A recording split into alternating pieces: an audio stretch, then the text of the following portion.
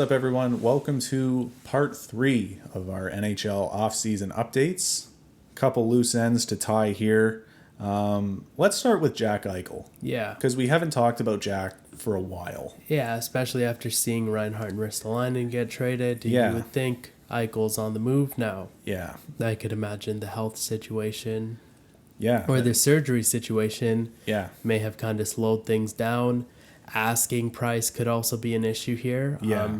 Because especially a player in this position, it's not basketball where these deals are short term and even injuries you can trust that a guy like Kawhi or Kevin Durant's going to come back. Hockey's a little different. Injuries impact each player differently. For sure. So when Jack Eichel gets back, you don't know what Jack Eichel you're going to get, whether he's a top 5, top 3 center. Yeah.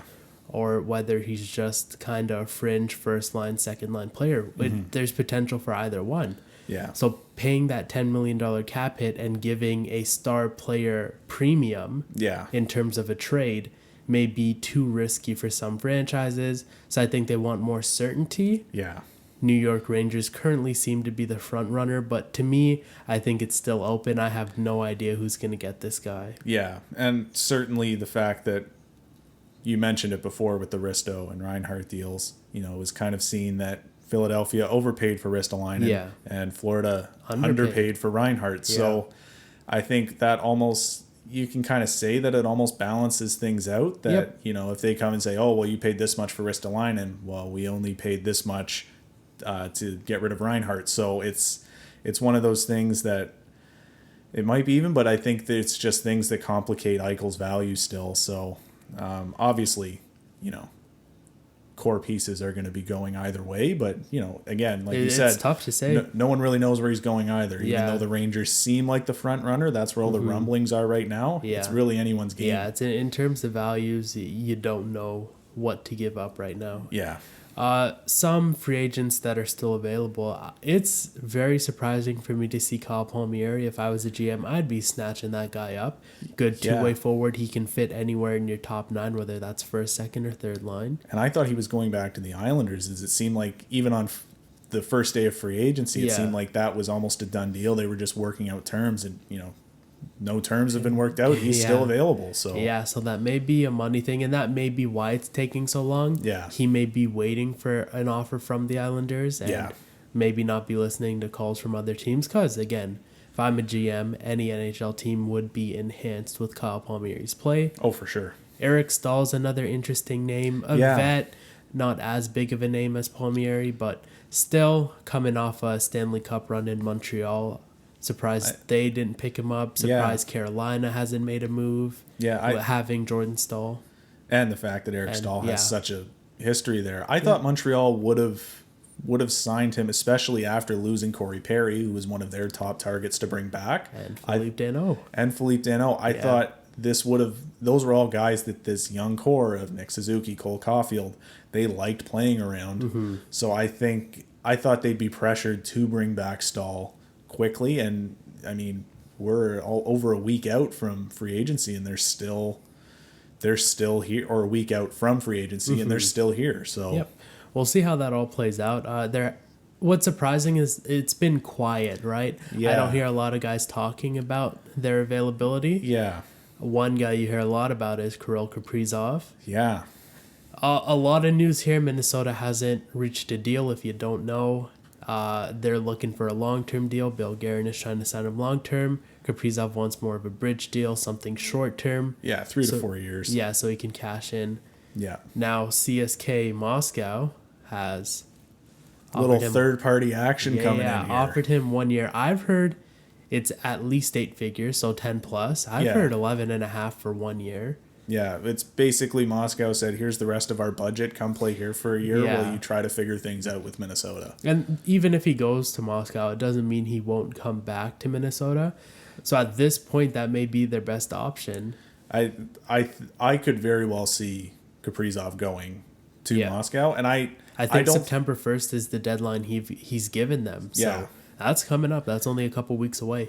I don't think it's... And I'm going to look at it in probably a different way. I don't think it's that bad for Minnesota if he goes there. It's bad this year, obviously, because he was, arguably their best player. He's a Calder winner. So, yeah.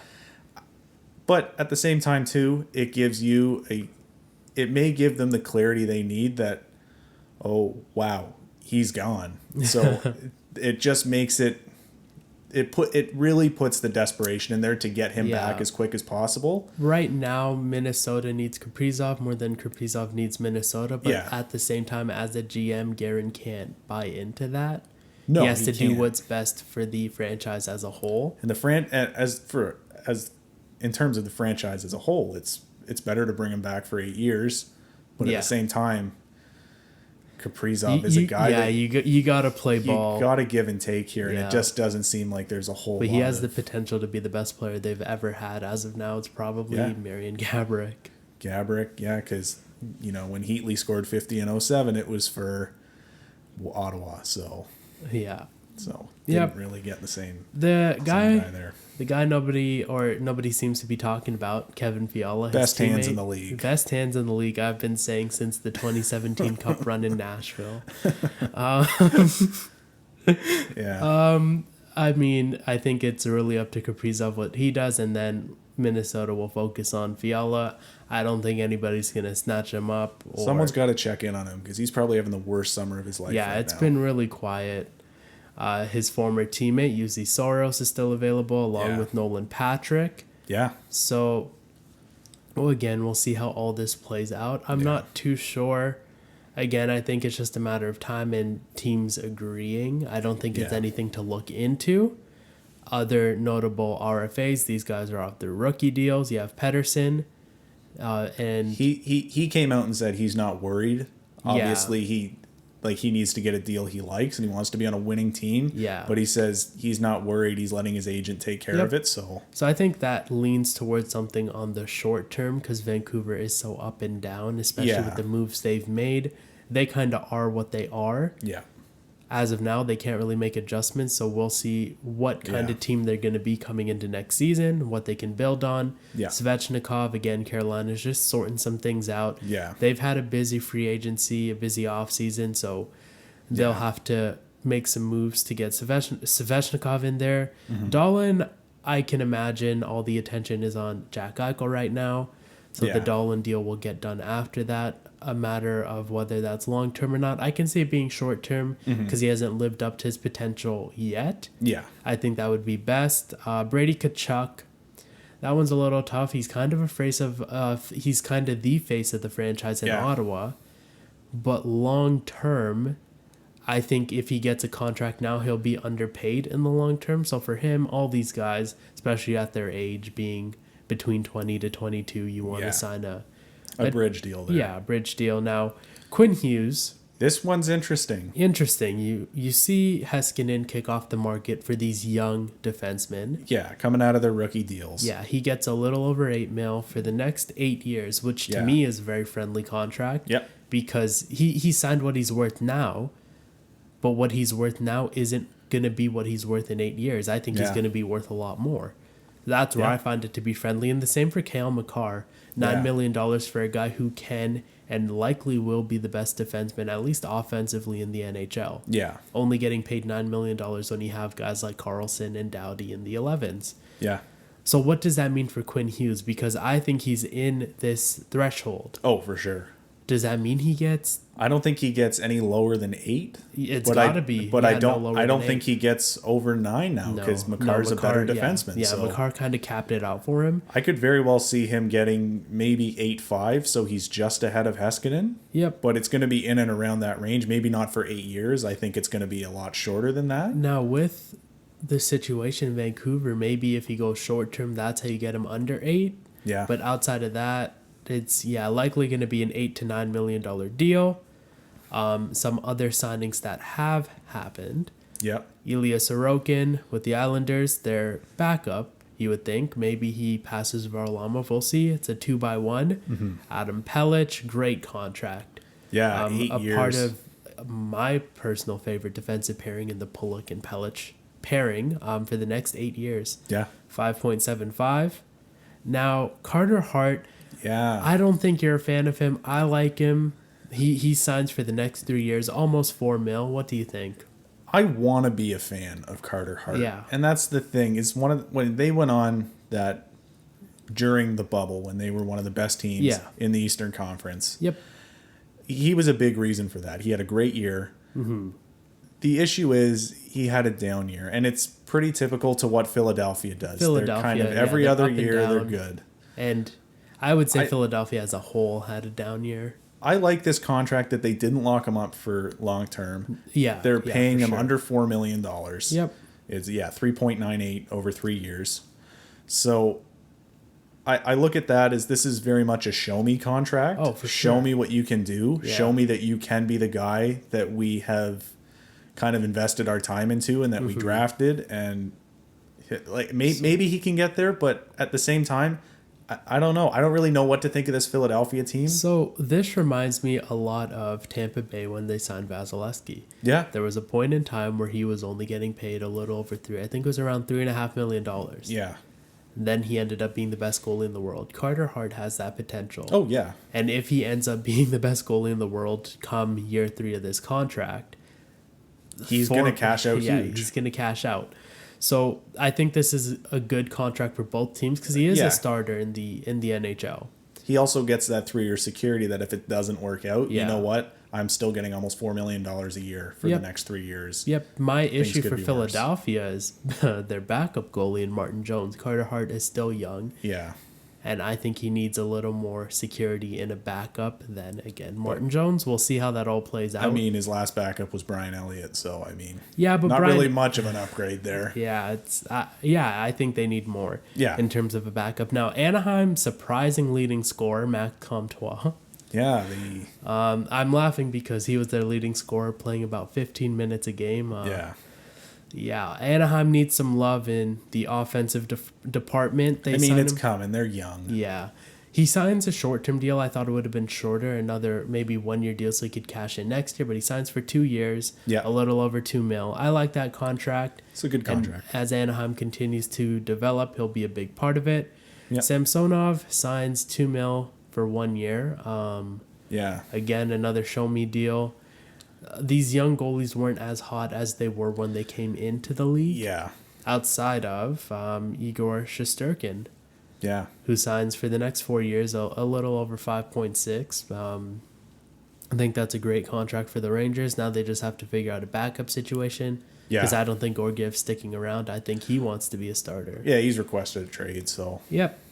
Now, you initially didn't like the Vrana signing. I didn't. I do. It's grown on me. The more I look at it, it's a decent. I'm not happy. The thing that I'm not happy about is how quick this all came to be. How the day before he signed, apparently they were almost $2 million off, and the next day they basically give him just under his asking price. Yeah. That I don't know. I wasn't a huge fan of that. I just felt Detroit kind of caved there. Yep. But I look at it, it's not a bad contract. Obviously, they tried to get a lot more team friendly of a deal. Yeah. But yeah, I wasn't sold on him as a top 6 guy, but he is a top 6 guy. Yeah. That's a top 6 contract. So the only issue I have with it is in 3 years, if he continues if he can be consistent. Yeah. In 3 years, I think that 5.25. Yeah. I think that could go up to 6 or 7 mil. Yeah. Because he can be that good. So that's the only risk for Detroit is that he gets better. As of now, he's getting paid what he's worth. But the one thing is Detroit has a deeper system. Yeah. They're likely going to deepen that system because they're probably not going to be a playoff team for a couple years. No. I don't think he's necessarily part of their long-term plan anyways, so maybe 3 years is all they need him for. Yep. And if he wants more money, you can go get that somewhere else. We'll be fine. Yeah, for sure. Now, Winnipeg signs their second-best defenseman, Neil Pionk. It is the offseason of defense for Winnipeg. Yes, they finally bolstered their blue line. Yep. Well, he was already there, so some security for the next 4 years, having that surprising good two-way defender. Can play some offense, can play some defense. Kind of came out of nowhere with the Rangers too. It's not a guy you talked about, and then he had this one big year and he's cashed out on it. So good for him and good for Winnipeg for seeing that in him. Yep. Sam Reinhart still hasn't gotten that long-term deal. No. Only 3 years at 6.5. which I think is going to be a bargain because he can be a top-line forward, maybe not top-line center. Yeah. But either way, he's a guy you want in your top 6. He's getting top 6 money. Yeah. So. Now the only thing left for them to figure out is when the Huberdeau and Barkov contracts are up. Yeah. They may be able to only keep one of those guys, sadly, because what they're getting paid, they're probably going to double. Yeah. Winnipeg today signs Andrew Kopp, 3.64 for 1 year now. What's interesting for me is he signed for that much money, only 1 year. I thought Winnipeg could have gotten more out of him, but seeing what they did to Edmonton boosted that third line's value in Lowry and Kopp. Yeah. And he cashed in on it. Now, Winnipeg seems to have difficulty signing long-term deals. Yeah. Why that is, at least for just specific players, why that is, I don't know. Yeah. I thought Kopp would have been a good option to keep around long-term. Yeah. We'll see what happens. Hopefully they can do it. If not, he's going to get paid like Blake Coleman kind of money on the market. Yeah.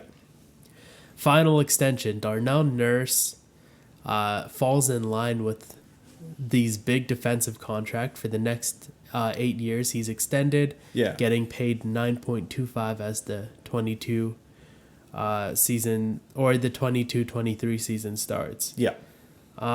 So I think Stan Bowman broke the NHL again. If you go back to 2014 when he extended Jonathan Toews and Patrick Kane, you see all the contracts in the top 10 forwards that have been signed since. Yeah. They've all been big and in line with those big deals. Yep. And I see the same in these veteran defensemen that have been signed. You see Seth Jones at $9.5 million. Yep. Then you go down, Dougie Hamilton signs 9 times 7. Yep. Werenski signs 9.6 times 6. Yep. Then Darnell Nurse.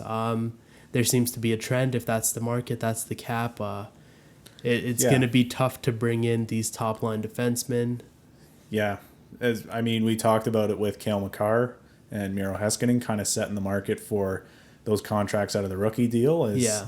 Stan Bowman knows how to set the market for contracts coming out of bridge deals. So that's he did it again. As I think that, and even then the Cale Makar contract came after. That's where I thought it was such a bargain to see Seth Jones get 9.5 and then Cale Makar only get 9.